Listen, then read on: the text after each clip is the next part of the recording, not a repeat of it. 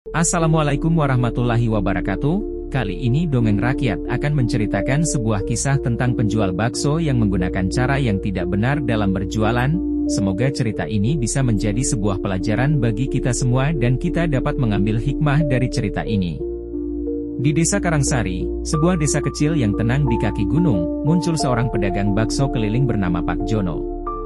Ia bukan pendatang baru, tapi selama bertahun-tahun jualannya sepi.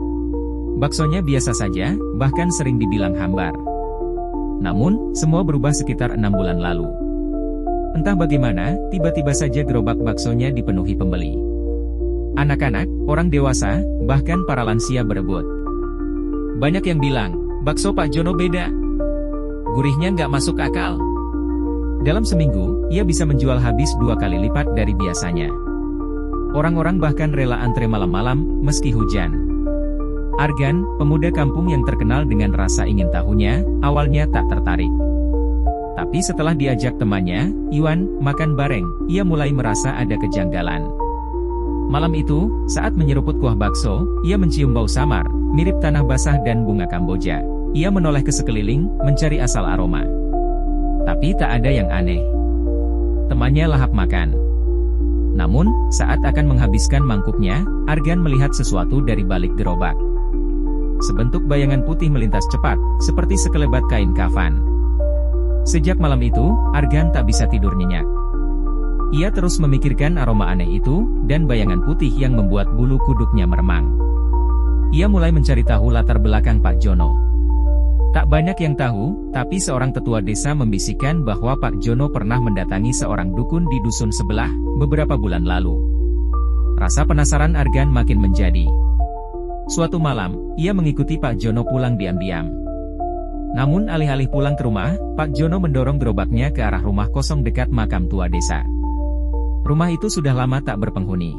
Dindingnya retak, pintunya reot, dan bagian atapnya sebagian runtuh.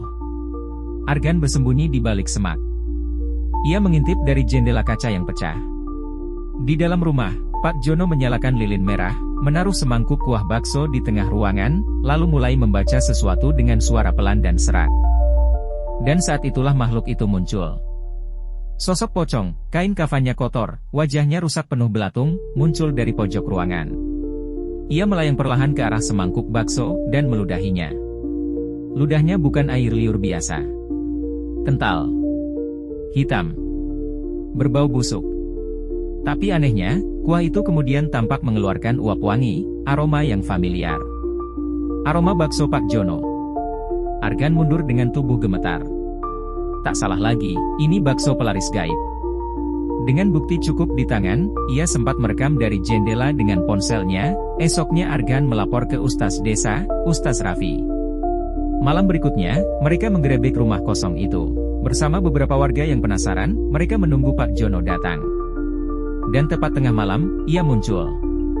Ritual dimulai seperti sebelumnya, tapi sebelum pocong sepenuhnya muncul, Ustaz Raffi mulai melantunkan ayat-ayat suci dengan lantang. Seketika angin kencang berhembus. Lilin padam. Pocong itu muncul, berteriak, jeritan tinggi dan parau menggema, membuat telinga nyeri. Belatung dari wajahnya berhamburan, matanya menatap tajam ke arah mereka semua. Namun, ayat-ayat yang terus dibaca membuat tubuh pocong itu menghitam dan terbakar perlahan, seperti arang yang dibakar dari dalam. Dalam dentuman keras, ia lenyap. Pak Jono menjerit, tubuhnya gemetar hebat. Ia jatuh ke tanah dan kerasukan. Suaranya berubah berat, serak seperti bukan manusia. Ia mengaku telah membuat perjanjian dengan dukun. Sebagai tumbal, setiap malam ia harus memberi makan pocong dengan darah ayam hitam, dan membiarkan makhluk itu meludahi kuah baksonya agar menjadi pelaris. Siapapun yang makan bakso itu akan merasa nikmat luar biasa, bahkan bisa ketagihan. Setelah itu, kehidupan Pak Jono berubah. Tubuhnya membusuk perlahan. Wajahnya membengkak, kulitnya mengelupas. Ia diasingkan warga karena bau tubuhnya menyengat seperti bangkai. Setiap malam ia mengerang kesakitan. Hingga suatu malam, ia menghilang. Konon, ia lari ke hutan, dan tidak pernah kembali. Gerobak baksonya kini disimpan di gudang balai desa. Namun sejak saat itu, setiap malam Jumat Kliwon, warga yang lewat dekat gudang kadang mencium aroma kuah bakso, dan bunga Kamboja.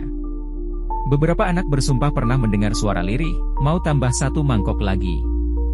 Demikian akhir dari sebuah kisah penjual bakso yang menggunakan pelaris peludah pocong. Semoga kisah ini bisa memberikan hikmah pada kita semua.